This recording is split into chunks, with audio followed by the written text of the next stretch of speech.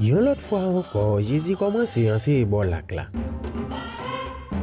Yon foule moun rassemblé devant. Foule la te tellement gros, c'était dans yon bateau li te monté pour li chita. Toute foule la te bol en mer, li t'a enseigné yon pile bagay. Li te servi ak an pile histoire pour te faire moun yo réfléchir. Li t'a dit yo.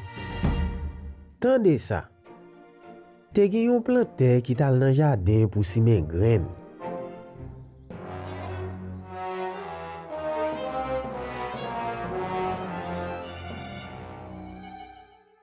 Pendant la simen graine yo, quelques graines tombe bo chemin.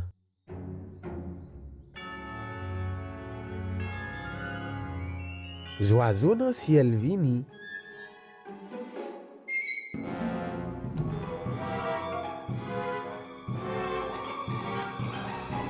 Yo manje graine yo.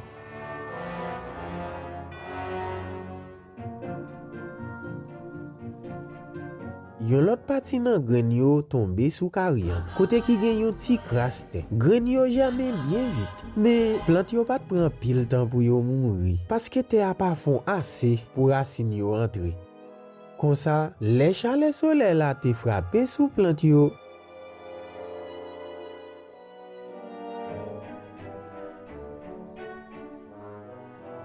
Yo te mouri parce que yo pas gen bon racine. Gen l'autre graine qui tombe dans piquant.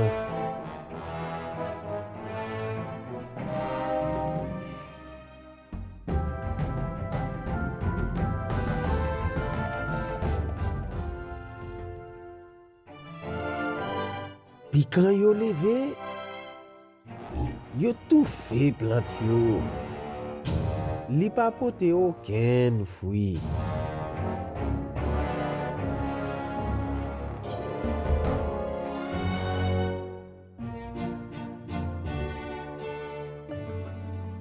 Mais, il y a quelques graines qui tombent dans bon terre. Li levé. Li grandit. Et puis li bay plus graines toujours. Il y a quelques qui bay 30 fois plus. 60 fois plus. Et puis il y a quelques même qui bay 100 fois plus. Et puis Jésus dit, n'importe moun qui a des oreilles pour tendre, tendez.